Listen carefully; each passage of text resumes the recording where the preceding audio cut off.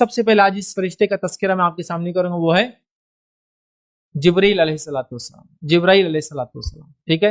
اور ان کے تعلق سے علماء نے بہت سارے ان کے نام نقل کیے، اور کم و بیش امام قرطبی نے ان کے 10 مطلب جبرائیل علیہ السلام کو جو 10 الگ الگ جس کو کہیں گے وہ جبرائیل، جبریل، ٹھیک ہے، جبرائیل، ٹھیک ہے، اس طرح سے پکارا جاتا ہے مختلف ناموں سے. 10 نام ان کے گنوائے ہیں، یاد رکھیں. اور جبرائیل اور جبریل تو خود اللہ رب العزت نے قرآن میں یہ 2 الفاظ استعمال کیے، یاد رکھیں، ٹھیک ہے. تو یہ بڑے مشہور اور معروف فرشتے ہیں، میں سمجھتا ہوں. اکثر اہل علم میں یہ کہا ہے کہ یہ فرشتوں کے سردار ہیں، اور یہ کہنے کی جو وجوہات بنی، ان وجوہات میں سے ایک وجہ وہ دیتے ہیں وہ یہ ہے کہ جب نبی اکرم صلی اللہ علیہ وسلم جو ہے جنگوں میں تھے تو یہ فرشتوں کے لشکر کو لے کے اور یہ ان لشکر کے سردار تھے. قرآن میں سورہ قدر میں اللہ نے فرمایا تنزل الملائکۃ والروح، اترتے اس رات فرشتے اور جبرائیل امین یا جبرائیل علیہ السلام. تو یہاں بھی ظاہر سی بات ہے جبرائیل علیہ السلام فرشتوں کے ساتھ آتے ہیں، اس لیے علماء کہتے ہیں کہ فرشتوں کے سردار ہوں گے تبھی تو یہ آتے ہیں، اور انبیاء تک وہی یہ لایا کرتے تھے. اسی طرح ان کی خصوصیت میں خصوصیات ان کو 600 پر ہے، جو کہ عموماً فرشتوں کے اتنے پر نہیں ہوتے ہیں.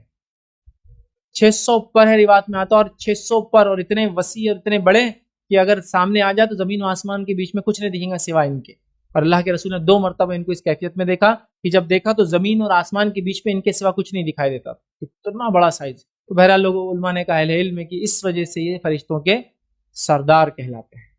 میں کوئی دعویٰ نہیں کر رہا چونکہ حدیث میں یہ لفظ نہیں، لیکن چونکہ ان کے مقام، ان کا مرتبہ، انبیاء سے تعلق، نزدیکی تعلق، وحی کا لانا، 600 پروں کا اسپیشل ہونا، سائز کا اتنا بڑا ہونا فرشتوں کے مقابلے میں، فرشتوں کے گروہ کو لے کر زمین پر آنا، جنگوں میں مومنوں کی مدد کرنا، اس وجہ سے اہل علم کہتے ہیں یہ فرشتوں کے سردار ہیں.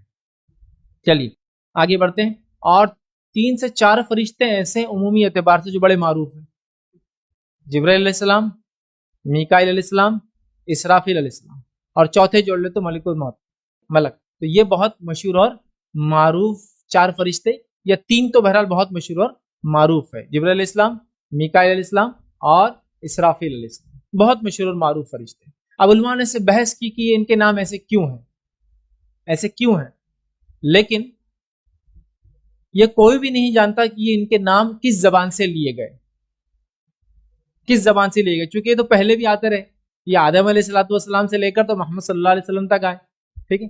لیکن علماء کے اقوال میں سے ایک قول یہ کہ جو ہے جبرائیل کا جبر یا میکائیل اور جو اسرافیل ہے، تو ان کے الفاظ جو لفظ ہے اس کا معنی عبداللہ ہوتا ہے یا عبد ہوتا ہے، ٹھیک. اور اسی اعتبار سے ایل کا معنی عبرانی زبان میں رب کو کہتے ہیں، جیسا کہ اسرائیل کس کا نام ہے، یہ ہے جو یعقوب علیہ السلام. اسرا کا معنی بھی عبد ہوتا ہے، ٹھیک. تو اللہ کا بندہ، ٹھیک. اسماعیل یا اسماعیل جس کو ہم کہتے ہیں تو اس کا معنی بھی ہے اللہ نے سنا یا رب نے سنا. تو ایل عبرانی زبان میں اللہ کو کہتے ہیں، یاد رکھیں. تو اس اعتبار سے وہ کہتے ہیں کہ عبد اس کا معنی ہے بندہ، ٹھیک. اسی طرح بعض اہل علم کا یہ کہنا ہے کہ جبرائیل اس کا معنی اللہ کا بندہ، میکائیل اس کا معنی ہے عبید اللہ، اللہ بندہ لیکن اللہ کا چھوٹا بندہ، اور اسرافیل اس کا معنی ہے عبد الرحمن.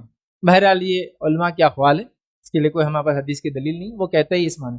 تو یہ تینوں نام وہ کہتے ہیں. جبرائیل کا معنی، جبر کا معنی بھی جو ہے بندہ ہوتا ہے، اور ایل کا معنی اللہ کا. تو اللہ کا بندہ جبرائیل علیہ السلام کا نام کا معنی ہو سکتا ہے، واللہ عالم، اللہ پہ بہرحال بہتر جانتا ہے اس کا کیا معنی، ٹھیک ہے. تو